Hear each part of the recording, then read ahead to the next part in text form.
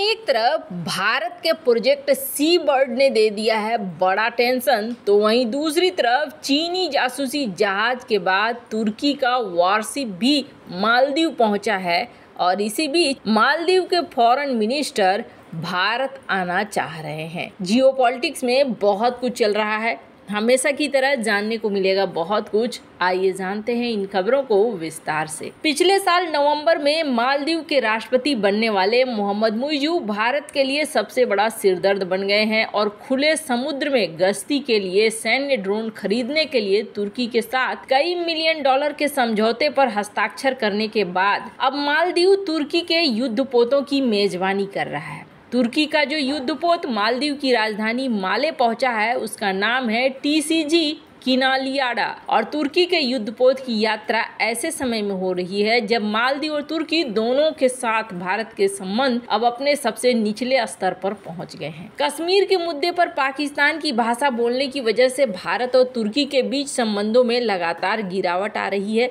जम्मू कश्मीर से साल 2019 में अनुच्छेद 370 हटाए जाने के बाद से तुर्की ने इस मुद्दे को अंतर्राष्ट्रीय मंच पर उठाने का कोई मौका नहीं जाने दिया है। TCG किनालियाडा जापान के साथ तुर्की के संबंधों की 100वीं वर्षगांठ मनाने की यात्रा कर रहा है। दोनों देश विकास के मामलों पर करीबी साझेदार हैं और अपनी 134 दिवसीय यात्रा के दौरान जहाज लगभग 27,000 समुद्री मील की यात्रा करेगा और जापान, पाकिस्तान, मालदीव, बांग्लादेश, चीन सहित 20 देशों में कुल 24 बंदरगाहों का दौरा करेगा। मालदीव में राष्ट्रपति मोहम्मद मुइज़ू के नेतृत्व वाली नई सरकार इंडिया आउट के अपने अभियान पर आई है, जिसके बाद द्वीप में तैनात 77 भारतीय सैन्य कर्मियों को भी बाहर कर दिया गया है। मालदीव में नई सरकार ने सैन्य ड्रोन खरीदने के लिए तुर्की के साथ 37 मिलियन अमेरिकी डॉलर के समझौते पर हस्ताक्षर किए हैं, जिसके मदद से अब मालदीव अपने समुद्री क्षेत्र की निगरानी करेगा। अब तक ये काम भारत ने मालदीव के रक्षा बलों के साथ साझेदारी में किया है। मालदीव के राष्ट्रपति ये ड्रोन डील उस वक्त किया है जब राष्ट्रपति मोहम्मद मुइज़ू ने राष्ट्रपति बनने के बाद अपने पहले विदेशी दौरे के लिए तुर्की को चुना। इस यात्रा के साथ ही तुर्की ने भारत के दुश्मनों पाकिस्तान और चीन के साथ अच्छे संबंध बनाने के संकेत दे दिए थे। ऐसी संभावना यह है कि बहुत जल्द तुर्की से खरीदे गए ड्रोन समुद्री संचालन और निगरानी के लिए भारतीय डोर्नियर विमानों की जगह लेंगे। मालदीव सरकार का लक्ष्य अपने 9 लाख वर्ग किलोमीटर वाले स्पेशल इकोनॉमिक जोन की निगरानी करने के लिए तुर्की की बाइकर टेक्नोलॉजी द्वारा विकसित बाइकर TB2 ड्रोन को तैनात करना है, जिससे इसकी समुद्री निगरानी क्षमताओं में वृद्धि होगी। इन तुर्की ड्रोन के लिए पैसा राज्य के आकस्मिक बजट से आवंटित किया जाएगा। पैसे का भुगतान किस्तों में किया जाएगा। मालदीव ऐसे वक्त में तुर्की के युद्धपोत की मेजबानी कर रहा है जब भारत के पड़ोसी देश श्रीलंका ने हिंद महासागर क्षेत्र के अपने हिस्से में विदेशी रिसर्च जहाजों की एंट्री पर 1 साल के लिए रोक लगा दी है। 1 जनवरी से शुरू हुई रोक को भारत के लिए बड़ी कूटनीतिक और रणनीतिक जीत के रूप में देखा जा रहा है, जिससे वैज्ञानिक परीक्षण करने के बहाने IOR के विशाल हिस्से का सर्वेक्षण करने वाली चीनी अनुसंधान जहाजों पर चिंता बढ़ा दी है। इससे पहले पिछले हफ्ते 4500 टन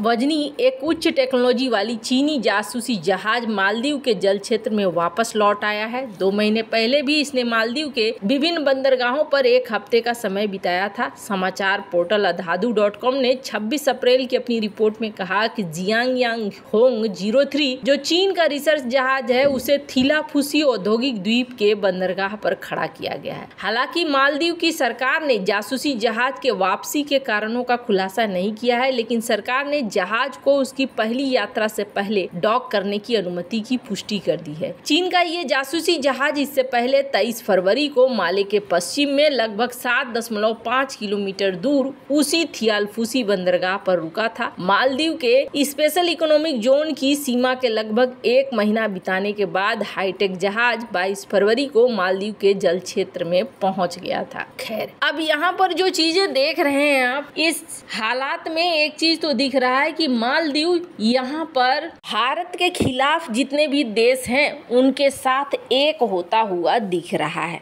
पर इसी क्रम में एक और चीज देखने को मिल रही है और वो चीज देखने को मिल रही है कि मालदीव के फॉरेन मिनिस्टर भारत आने वाले हैं और मालदीव यहाँ पर भारत से बात करने वाला है। किस विषय में बात करने वाला है ये कहना मुश्किल है, क्योंकि कुछ लोग ये मानते हैं कि सैनिक की बात तो पहले ही हो चुकी है, तो सैनिक का मुद्दा तो कम ही लग रहा है। यहाँ ऐसा लग रहा है कि एक तरफ मालदीव भारत के साथ रिश्ते खट्टे कर रहा है, दूसरी तरफ भारत के साथ व्यापार बनाए रखना चाह रहा है ताकि पैसे आते रहें। खैर, एक बात तो साफ है, भारत को अपनी नीतियों में बदलाव करने की जरूरत है और भारत अपनी नीतियों में बदलाव भी कर रहा है और ये जो बदलाव है ये काफी बड़ा बदलाव माना जा रहा है। हाल ही में एक सैटेलाइट तस्वीर साझा की गई है भारत के एक बेस को लेकर और यहाँ पर देखने को मिल रहा है चीन पाकिस्तान को मुंहतोड़ जवाब देने के लिए भारत लगातार अपनी समुद्री क्षमताओं को बढ़ा रहा है। ताजा रिपोर्ट के मुताबिक स्वेज नहर के पूर्व में बना बंदरगाह, जिसका ऑपरेशन पूरी तरीके से इंडियन नेवी के पास है, उसे अब सैन्य अड्डा बना दिया गया है। भारत के पश्चिमी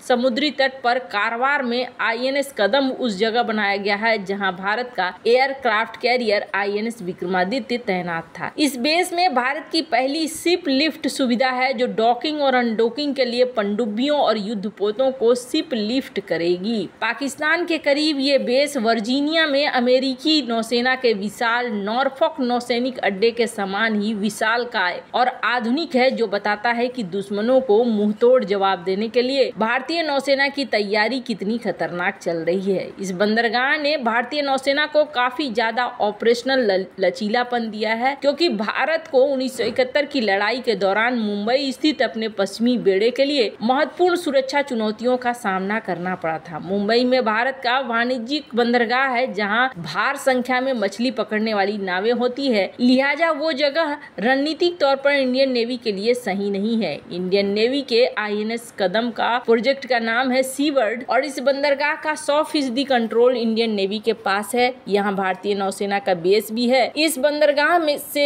भारतीय नौसेना को व्यापारी जहाजों की आवाजाही की चिंता किए बिना अपने ऑपरेशनल बेड़े की स्थिति और संचालन की सुविधा मिलती है। भारतीय नौसेना के 2 और ऑपरेशनल बंदरगाह मुंबई और विशाखापत्तनम में है, जो वाणिज्यिक बंदरगाहों के भीतर स्थित है। लेकिन दिक्कत यह है कि युद्ध के समय व्यापारिक जहाजों के युद्धपोतों की आवाजाही नौसेना के लिए मुश्किल स्थिति पैदा कर सकती है। अब भारतीय नौसेना, जिसने खुद को हिंद महासागर क्षेत्र में फर्स्ट रिस्पॉन्डर बना लिया है, उसे इस ऑपरेशनल बेस से काफी ज्यादा फायदा हो रहा है, क्योंकि ये बेस दुनिया के सबसे व्यस्त समुद्री मार्गों में से एक के करीब है और अभी भी पाकिस्तान के लड़ाकू विमानों की स्ट्राइक रेंज से बाहर है। ये काफी गहराई और भूमि की उपलब्धता वाला एक प्राकृतिक गहरे पानी का बंदरगाह है जो बड़े वाहनों को बर्थिंग करने की अनुमति देता है। नौसेना के इस बेस में एक एयरक्राफ्ट कैरियर, विध्वंसक युद्धपोत, सीक्रेट युद्धपोत और पनडुब्बियों को रखा जाता है। इसके अलावा इस बेस में पनडुब्बी और युद्धपोतों का रख रखाव और मरम्मत भी किया जा सकता है। INS कदम भारत का एकमात्र बेस है जो 44,500 टन के वर्ग किलोमीटर के सोवियत निर्मित एडमिरल गोर्स्कोव जैसे बड़े जहाजों को डॉक करने की क्षमता रखता है। हालांकि बर्थिंग सुविधाओं के मामले में भारत का सबसे बड़ा नौसैनिक बंदरगाह पूर्वी तट पर विशाखापत्तनम है, जो लगभग 50 जहाजों को बर्थिंग की अनुमति देता है। लेकिन यहाँ पर स्वदेशी विमान वाहक पोत INS विक्रांत जैसे जहाजों को डॉक करने के लिए आवश्यक गहराई नहीं है, जिसका विस्थापन लगभग 40,000 टन है। इसके अलावा विशाखापत्तनम बंदरगाह तक पहुँचने का चैनल सीधा नहीं है, जिससे लंबे जहाजों को ले जाना मुश्किल होता है। INS विक्रांत पहली बार 2023 में कारवार नौसैनिक अड्डे पर पहुंचा था। वैसे आपको क्या लगता है इन सब मामले में, आपकी क्या राय है, कमेंट कर जरूर बताएं। जल्द मिलते हैं अगले वीडियो में नई खबर के साथ।